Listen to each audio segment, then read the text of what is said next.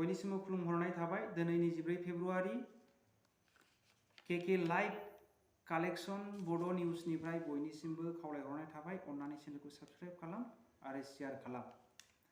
आसामनि chief minister doctor Himanta Biswa शर्माया गाबोन 25 फेब्रुआरियाव 2019 मायथाइनि कड अफ कन्डाक्टनि नियमखौ सिफायनायनि जाहोनाव बिथाङा गाबोन कर्टआव नुजाथि हैनांगोन होननानै जोङो सुलुंनिफ्राय मिथिनो मोननाय जायो।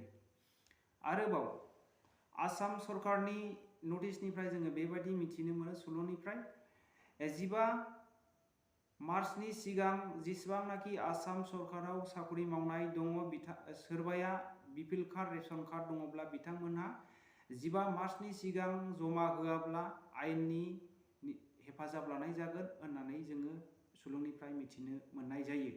आरो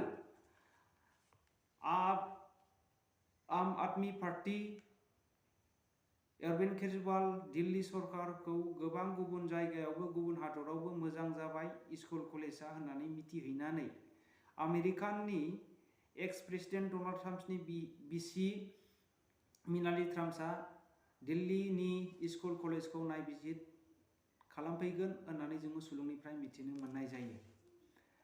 आरोबाव जोङो जोबनायाव मोनसे निउसाव जोङो गाहामथार गुड निउस जोङो मोननो हायो।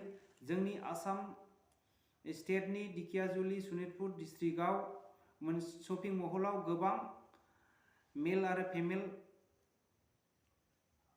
नांगौ जानानै दङ। बेवहाय एसएसएलसिनिफ्राय लानानै गोजौ रेंकसिम फ्रेसाराबो एप्लाइ खालामनो हागोन आरो एक्सपिरियेन्सआबो एप्लाइ खालामनो हागोन। नोंथांमोननि बैसोआ 18 बोसोरनिफ्राय जाथारनांगोन।